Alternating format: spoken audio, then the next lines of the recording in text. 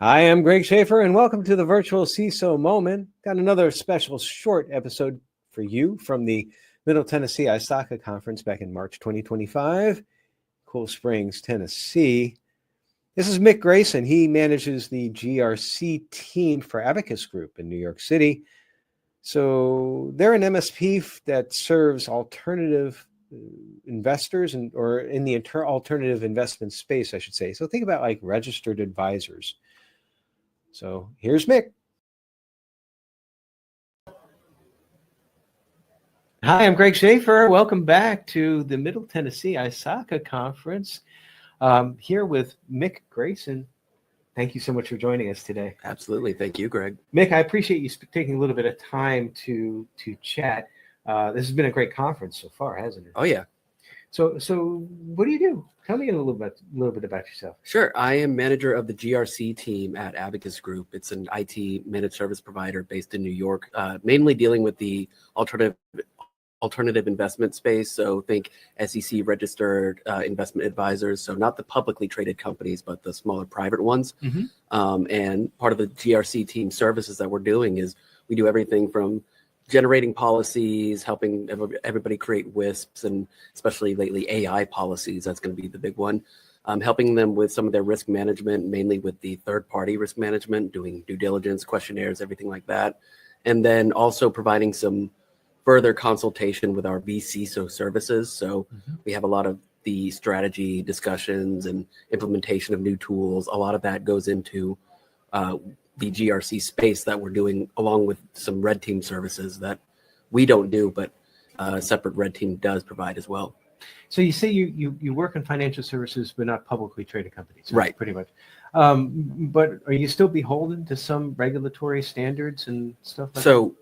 Abacus Group itself is not. However, the firms we work with are. So right. They are. So one of the big things that we've been really working with are these upcoming SEC rules. So the SEC announced some cybersecurity requirements back in 2023. They're still in the process of finalizing a lot of those, but there are a lot of industry standard items that we see, a lot of risk management, a lot of identity and access management, that kind of stuff. But we also have a span in Europe with some UK firms registered with the Financial Conduct Authority, FCA, which is basically the UK's equivalent of the SEC. And something that just came down the pipe is the EU's implementation of DORA. Right. Yep, I'm sure you've heard of all the fun things with DORA. So what made you decide to go down the GRC path as far as a career path? That's a great question. So I actually initially wanted to go into red team services. Right. So the firm that I signed up with that then got acquired by Abacus mainly focused with pen testing, and I kind of used the immature GRC offering that was with that firm to kind of like get a little bit of hands-on knowledge. But as I started working a little bit more in that, I just got to have a lot more customer interaction, which is, I think, a really big, important part for me. And then just developing and breaking down all of these frameworks, all of these policies, all of these regulations, all of that kind of, pushed me a little bit further and further. And I wound up enjoying that way more than probably, setting out all of these standard vulnerability scans and trying to piece together what we can exploit. Yeah, it's interesting how you can map different frameworks together. I'm drawing a blank right now. You might be able to tell me, but there's one group out there that has sort of like this master mapping. Oh, I know exactly what you're talking about. It's on the tip of my tongue. I can't remember. I mean, they have like hundreds on there. And even when I was looking, I was going to start thinking about doing a mapping to PCI 4.0 before it came out, because I had some 3.2 clients that were going that way. And it was already there. Yeah. It was already there. I'll remember it right at the end. And everybody right now listening is like, all right, come on, this is what it is. They're shouting at us right now.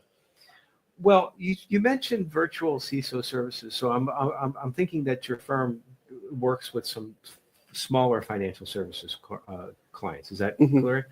So from your perspective, it's a rather unique perspective in the GRC space for smaller financial services, private clients. What's one or a couple of the most significant information security threats that you think that they face nowadays? So There's a couple different ways you want to look at that. I think one of the biggest one that I think everybody knows, acknowledges, and is really prescient on right now is AI. Everybody's concerned about not only the use of AI from an attacking perspective, but also from an internal threat perspective. Something that we're really working with is more robust DLP controls around even in-house AI systems, right? So making sure that an AI is basically just going to crawl through everything, and making sure that that is in alignment with all the access controls, to make sure that people who may have unauthorized access but don't even know it, making sure that everything is hunky-dory, and making sure that they don't get to see what they might have access to unintentionally. Right, because you used to be able to, security by obscurity is not a control. Right. But the pragmatic fact about it is that you might have a file out there that only one person has access to, that they never access, that has sensitive information. And it's like, what's the chance of getting out? It's like slim to none, and none is in the lead. But when AI comes around, as you said, it's going to crawl through, and then suddenly now all of that information becomes potentially available, potentially exfiltrated. Exactly. So what can a small, mid-sized business do about that? So what we're often consulting on is making sure that all data classification schemas are up to snuff, making sure that, if we're using Microsoft, it's all in alignment to Purview or whatever DLP solution we're utilizing. We're making sure everything is clear, as explicit as possible, and then also doing the standard thing that you need to be doing at least every year is that access review, making sure that nobody has more access than they need to, making sure all of your roles are defined enough that when you go into whatever your identity management is, making sure that all of that is clear, and it's in alignment with also, again, that the data classification schema, so that you're not getting more or less than you really need. So some of the more basic controls that we've talked about for years about role-based access, it used to be back in the day, it wasn't all that complicated. You could say, okay, Bobby's coming on board, make Bobby's access the same as Susie's. But then over time, that kind of becomes muddled. But now we really have to be, I think what I'm hearing from you is that we really have to be very intentional about the granularity of role-based access. And not only for internal organizations, but also what you're sharing with on the third-party perspective too, right? Right. So, because a lot of people will just go ahead and get some kind of group or support or whatever type of third-party access account. They'll just like, oh yeah, we're just going to introduce that into our system, and anybody can go and do whatever with that, right? And even then, you run that risk of maybe you're not providing enough access for whomever is going into the account. What if there's multiple teams or multiple individuals with different responsibilities and expectations using that shared account? But then again, you have the flip side. There can be too much access assigned. Right. So maybe you need to actually get as granular as individuals from a third party perspective, and making sure, you're keeping all of that squared away, segmented, and secured. So the theme of this year's conference, and this is the first year that we're doing it here, is the business at the speed of digital trust. How are you enjoying the conference so far, and what do you hope to get out of the conference? I'm loving it.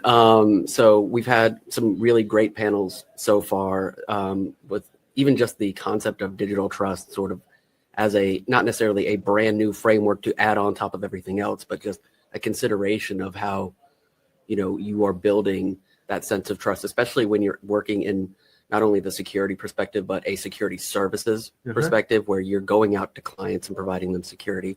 Maintaining that sense of trust from all different levels on the, again, technical level, but administrative relationship level. That was very revelatory, and I really enjoyed that.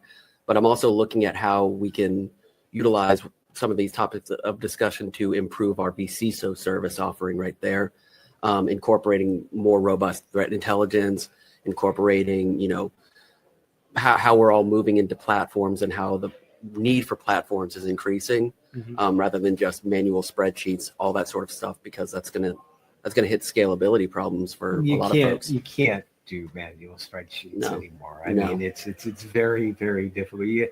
I think of all of our vCISO clients, it's like I don't think we have one anymore that we're using just spreadsheets for. It's some sort of a GRC system or some other compliance tracking tool or something like that. Because to your point, it's just not scalable, and it's only going to get more complicated. Oh yeah, Oh yeah. So, well, thank you so much for taking a couple minutes away from the great conference. Hope I didn't take you away from the cake. No, I got one right before we got in here, so we're all good. We're all sugared up. Awesome sauce.